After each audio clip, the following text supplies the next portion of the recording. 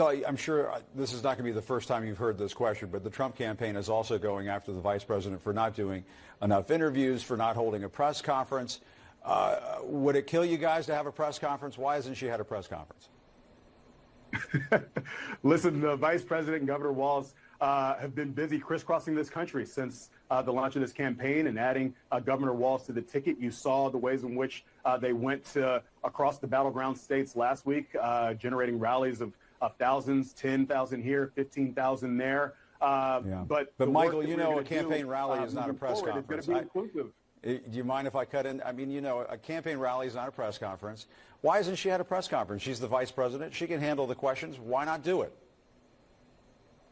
We absolutely are going to do it. You hear her take questions as she's out on the stump. And she said last week, we're going to be having a sit-down interview here before the end of the month. What she's going to be focused on and what this campaign is going to be focused on is communicating directly with the voters that are actually going to decide the pathway to 270 electoral votes. That's why she can commit to a press conference this week? This past week.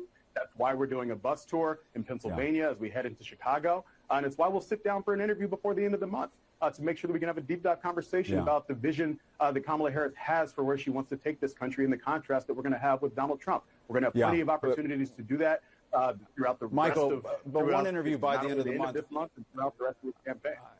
I don't want to belabor this, but one interview before the end of the month. I mean, that's not a lot. I mean, can you commit to a press conference before the end of the month? We will commit to directly engage with the voters that are actually going to decide this election. And that is going to be complete with rallies, with sit-down interviews, with press conferences, with all the digital assets that we have at our disposal. We are running a campaign that is built to communicate with the voters that are actually going to decide the pathway to 270 electoral votes. We are confident in the plan that we have in place, and we're going to execute on that plan.